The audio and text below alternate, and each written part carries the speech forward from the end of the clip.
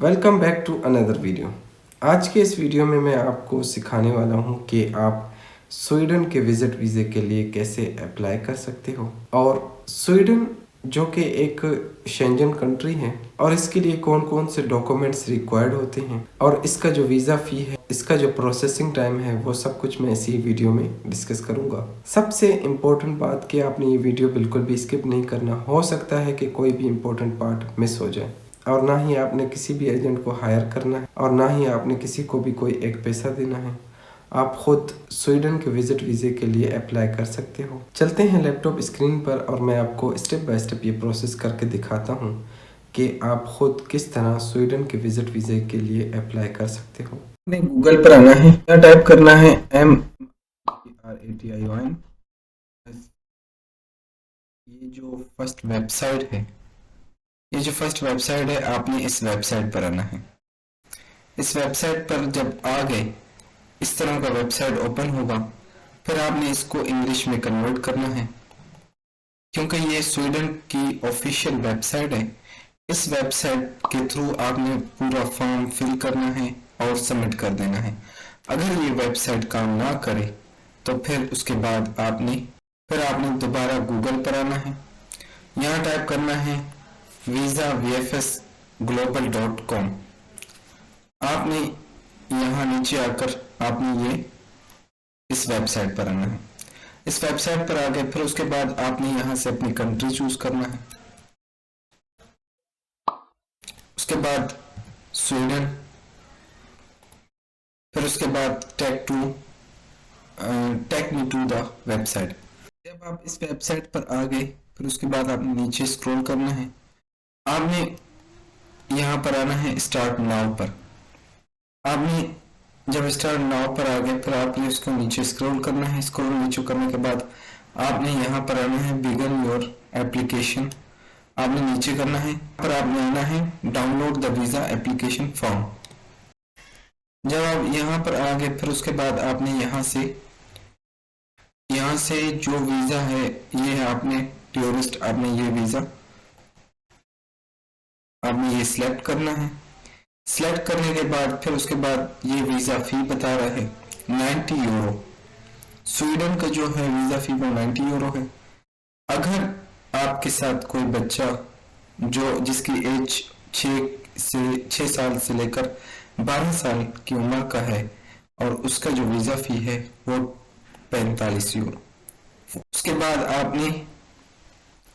फिर उसके बाद रिक्वायरमेंट्स आ जाते हैं, डॉक्यूमेंट्स रिक्वायरमेंट्स। फिर उसके बाद जो है ना आपने डॉक्यूमेंट्स में आ गए। फिर उसके बाद ये जो टूरिज्म है ये आपने एप्लीकेशन फॉर्म डाउनलोड करना है। डाउनलोड करके फिर इस तरह का फॉर्म ओपन होगा।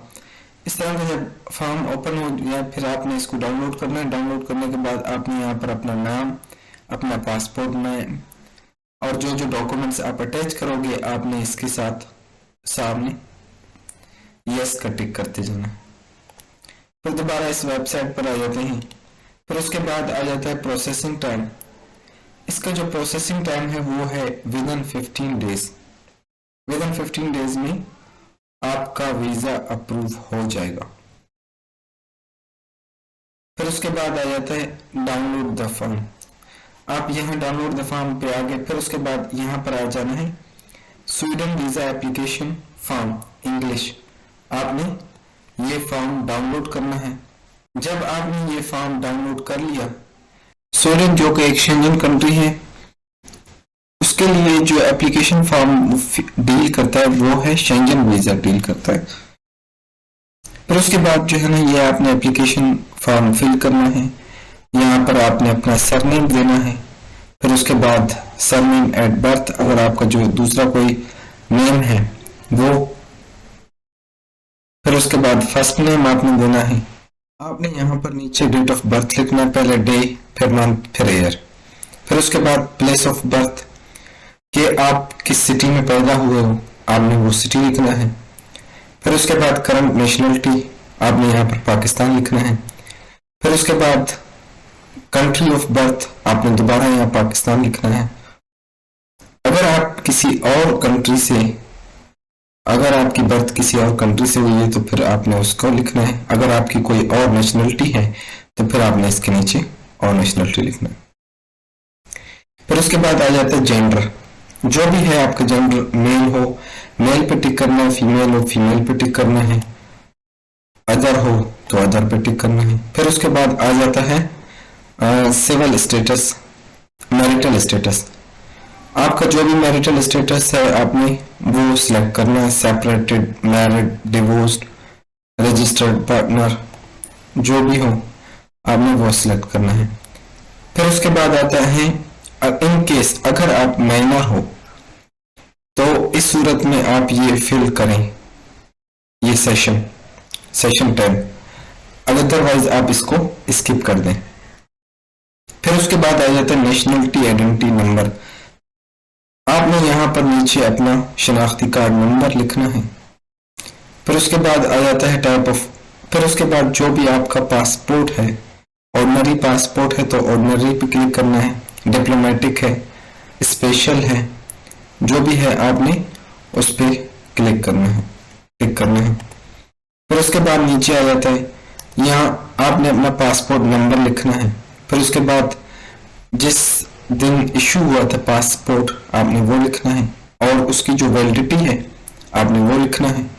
जिस कंट्री से है, पाकिस्तान, पाकिस्तान लिखना है। फिर उसके बाद आ जाता है सेशन 17।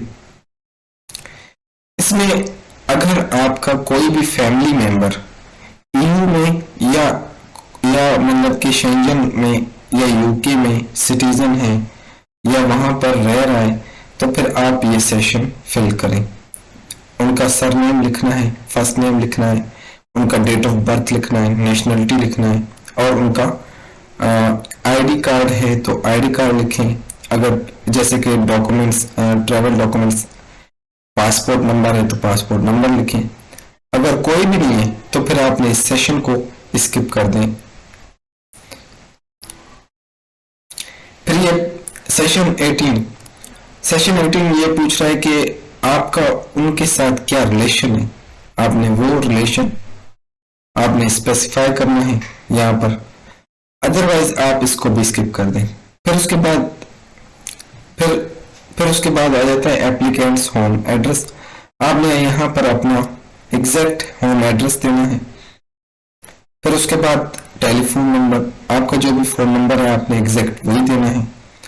फिर उसके बाद आ जाता है रेसिडेंस, कि अगर आपकी ड्यूल नेशनलिटी है तो आप इस सूरत में यस करें, अदरवाइज आपने इसको नो रखना है।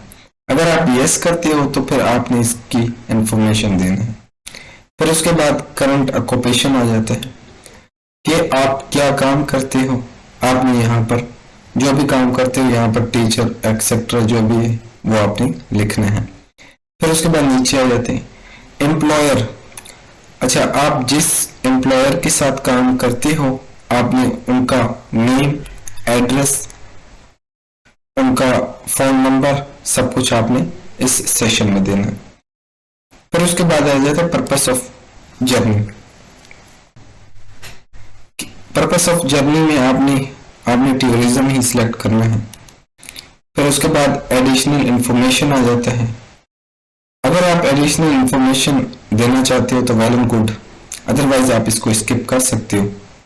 मैं तो आपको ये रिकमेंड करूंगा कि आप यहाँ पर एडिशनल इंफॉर्मेशन दे दें कि आप कौन कौन सी जगह पर स्टे करेंगे और कौन कौन सी जगह पर आपने विजिट करना है, आपने वो सारी डिटेल्स दे देना। फिर उसके बाद member state of main destination, आपने यहाँ पर स्वीडन ही लिखना है, या तो आप इसको स्किप कर सकते हैं। फिर उसके बाद आ जाता है member state of the first entry, आपने यहाँ पर स्वीडन लिखना है। फिर उसके बाद आ जाता है नंबर ऑफ एंट्रीज। अगर आप डबल एंट्रीज करना चाहते हो, डुअल नॉट सिंगल। फिर उसके बाद आ जाता है कि आपका कब इंटेंशन है कि आपने कब मतलब कि शेंजन एरिया में एंटर होना है। आपने वो डेट लिखना है, मंथ लिखना है और ईयर लिखना है। फिर उसके बाद आपने कब लीव करना है, आपने इस सेशन में डेट, मंथ और ईयर लिखना है। फिर उसके बाद आ जाता है कि फिंगरप्रिंट्स। आपने कभी शेंगेन वीजे के लिए पहले कभी अप्लाई किया है? अगर किया है तो यस, अदरवाइज आप इसको नो रखिए। फिर उसके बाद नीचे आ जाते हैं। उसके बाद ये आपने सेशन यहाँ पर भी आपने नील लिखना है, यहाँ पर भी नील कर देना है और यहाँ पे भी नील कर देना है, क्योंकि आप फर्स्ट यूरिज्म में फर्स्ट टाइम जा रहे हैं तो आपने इन तीनों को नील रखना है। फिर उसके बाद surname and first name of the invited.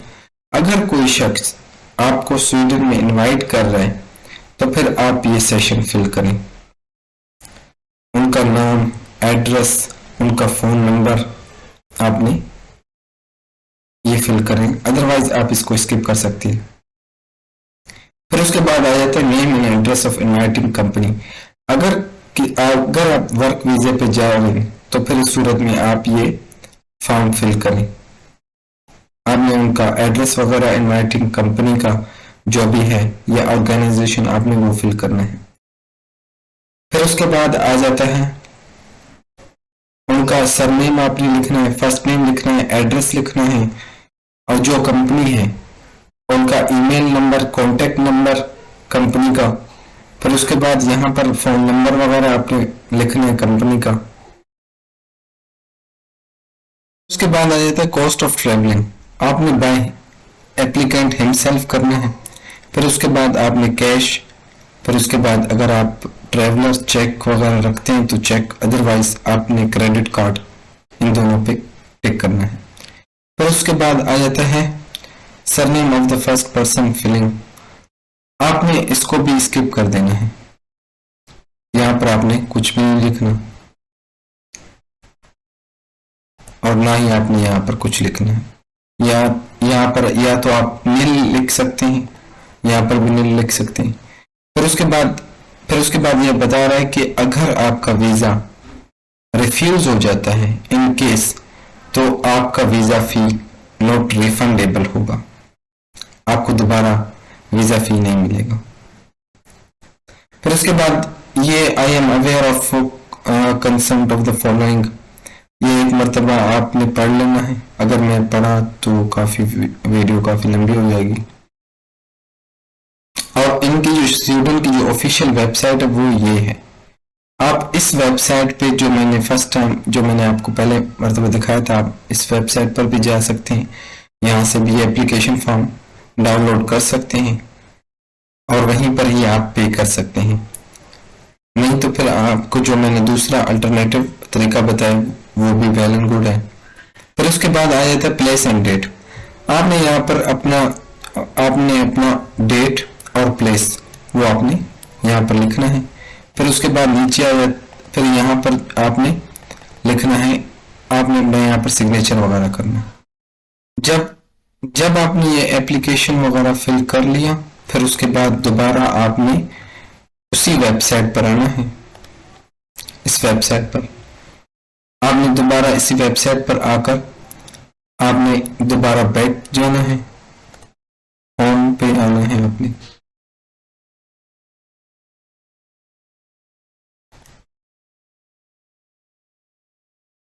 फिर उसके बाद जो है ना, आपने बुक एन अपॉइंटमेंट, आपने यहाँ से अपॉइंटमेंट बुक करना है। बुक एन अपॉइंटमेंट पर आ गए ना, तो फिर यहाँ पर आपने अपनी अपॉइंटमेंट वगैरह इसको आपने साइन अप करना है, आपने अपना अकाउंट वगैरह बनाना है। उसके बाद आप अपनी अपॉइंटमेंट वगैरह बुक कर लें। अगर आपको मेरी वीडियो अच्छी लगी हो तो मेरे वीडियो को लाइक और चैनल को सब्सक्राइब करें। स्वीडन के विजिट वीज़े के लिए कौन कौन से डॉक्यूमेंट्स रिक्वायर्ड हैं? Visa application form, passport size photos, biometric VIS में bank statement, financial situation, hotel reservations, travel medical insurance, visa fee receipt. That's all.